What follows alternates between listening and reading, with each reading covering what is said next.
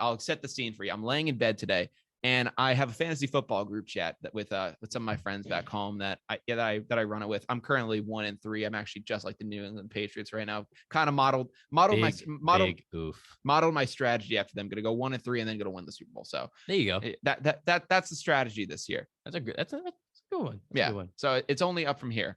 But I'm sitting in bed, and all of a sudden I just get a text, and I just see a WTF text from my friends in this fantasy football group chat.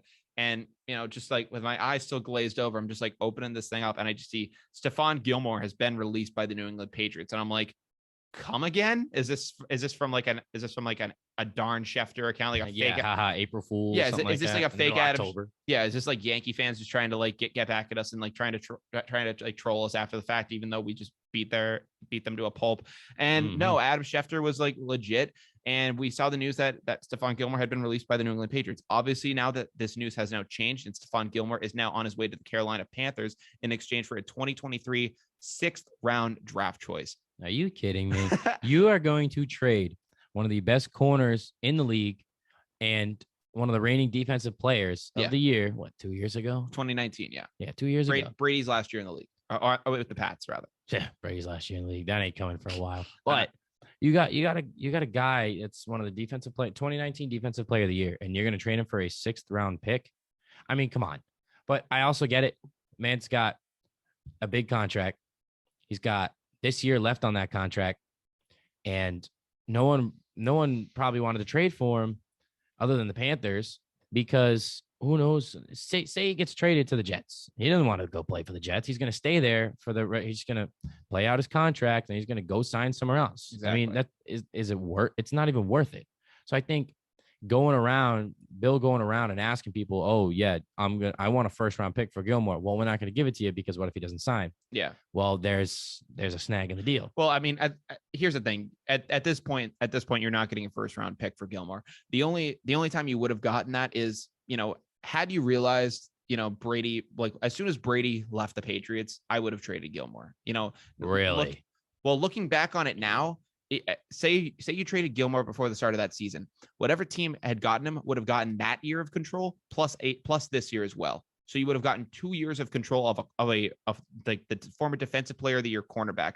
Your top guy isn't going to be there, so you can restock with some draft picks and try to do something. Now I think the me of 2020 definitely would have been hesitant to do that, because I would have seen it as a tear down, and I would have been like, let's just try to get a quarterback to fill in the gap here and do something like that. That's what I would have. I know it's for a fact. That's what I was saying back then. Let's focus on a quarterback first. No, that's what I was saying too. I would have wanted to get a quarterback, but listen, as soon as we figured out that Cam Newton wasn't going to be the guy, and we saw that things were, well, no, but like, after he came back, after the KC COVID thing with him, like as soon as he comes back from that, and you're able to tell, okay, this season isn't going to really go too far from us. At least at that trade deadline last year, I would have considered, sending Gilmore, and then, maybe you don't get a 1st at that point, but I think you at least get a 2nd and maybe some other picks as well. Or even a player. Yeah. You could get something like that. You could have gotten a young, impactful player. 100%. But instead Bill unfortunately waited this out until the very last minute, waiting too long until it was ironically down to the wire, and ended up shipping him off for literally nothing. This isn't even a 6th round this year. And absolutely nothing. I mean, my dad was texting me and was saying he could have gotten a 5th. Like, I could have been traded for a 5th-round pick, and I don't even play football. Yeah. My roommate was like, well, Tom Brady came out of the 6th round. Oh, yeah, be quiet. All right. Tom Brady comes once in a generation, not, once a draft. There's not going to be a Tom Brady every single draft that you find in that 6th round. It's not going to happen. Yeah. That's impossible. Like maybe you'll get someone will get a steal, but you're not going to get the greatest player of all time. Yeah. But I think it was a waste. It was definitely a waste. There's no way to, like, you got something out of him, which is better than nothing. I mean, basically nothing. When we were getting ready to have Jimmy Garoppolo be our backup quarterback for the Patriots, when that was being decided, we ended up trading Ryan Mallett to the Texans for a 6th-round pick. Do you remember Ryan Mallett? I do. I do, but I don't remember him being very good. Exactly. Listen, no offense to Mallett. He didn't ever get any real time in the league. I know he got some time with the Ravens, but like, like that. We got a 6th round for a backup quarterback. Like, let alone one of the best players in Exactly. the league currently. Like I think I looked back on it. We got what we end up getting for Sony Michel. We got like a 4th.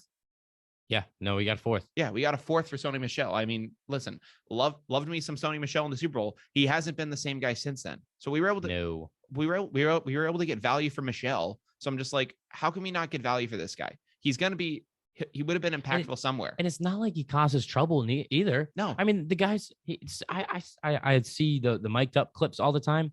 And people are talking trash to this man, and he just is sitting there quiet. Mm-hmm. And, when he makes a huge play, he doesn't chirp at all. No, by no means. Maybe he chirped a little bit when he made that play against Jacksonville a couple years ago before they went that sent. He had every right. That was an amazing play. He had every right. But he doesn't cause problems. He stays in his own path. He didn't let what anybody says bother him. Yeah. Which is like, that's one of the best players you can ask for. Mm-hmm. And arguably one of the best in the game right now. And to send him away for nothing. That's amazing. I mean, it reflects so poorly on Belichick. And listen, I don't even want to know what their people are saying about him. And listen, I will always respect Belichick as a head coach. I will never diss him for being a head coach. But the GM. Bill, the GM, has always had Bill, the GM. And listen, he went out this offseason. He spent a ton of money and he got us some pretty solid players. Now, Matthew Judon is, he had a touchdown in the Mr. Brady Red game. Sleeves. I love it. I wasn't thinking of Judon. I was thinking of Johnny Smith rather. He's got to kind of pull together. But Judon's been a real stud for us. It's been a great showing. So, there have been some pieces that have come together better than others. But yeah, I don't know. Looking at this, you got to do better than this. You got to do better than a 6th round for Stephon Gilmore. You got to do better than a 3rd round compensatory pick for Tom Brady. Obviously, I'm not saying you should have traded Tom Brady, but you need to do better, and you can't just settle for less.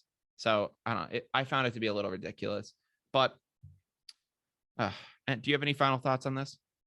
I just think it's absolutely ridiculous what we got for Gilmore. Yeah, I mean, I love that guy. He was a stud. Yeah, I love the personality. I love the guy off the field. I love everything about him. He screamed New England Patriots, and the way he carries himself. If he ever goes in the Hall of Fame, it's going to be as a Patriot. You think? Yes, I think so at this point in time. I don't care what he does with these. How long was he here? What? He was here since 5 years. I'd say, and he was great in Buffalo, but in my opinion, he earned his stripes. If he gets in the Hall of Fame, he earned the stripes here. I think his first year was Super Bowl 52 when we played the Eagles. Correct? I might be wrong. Yeah, I believe you're correct. Because I know that we went to the Super Bowl and we didn't win it, and then he was like, "Oh, that was a cool experience, but I want to win it next year." I believe you're right. I believe that was his first Super Bowl. So he's been with us for a long time now. So I think that he earned his stripes with us. You think of the memorable pick. I think we got the best out of him. We did it. We won a championship with him. That's the main goal. The Bills had some good years with him, but I think we got the best out of him. If he ever goes into Canton, I know that they go in with multiple jerseys, but but in an MLB Hall of Fame sense where they go in wearing the cap of a team, I think he'd go in as a Patriot because of what he did. Yeah, he did the most here. Won Defensive Player of the Year, won a Super Bowl, absolutely. And was in 2 Super Bowls as well. Yeah, I mean, great guy. Love the guy. Yeah, no hard feelings toward the guy holding out for his contract. He had every right. Man was trying to get his bread. Exactly. That's the only player you'll ever hear me say that about. I hate when people hold out for money. It's like, dude, go play. Mm-hmm. Come on, quit being a baby. Go play. That's what you're paid to do. Just do it and worry about that when the season's over. Exactly. But this man deserved it. No, and he did. I felt bad that he didn't get it, but he definitely will. But we're just gonna see what team he's gonna go to.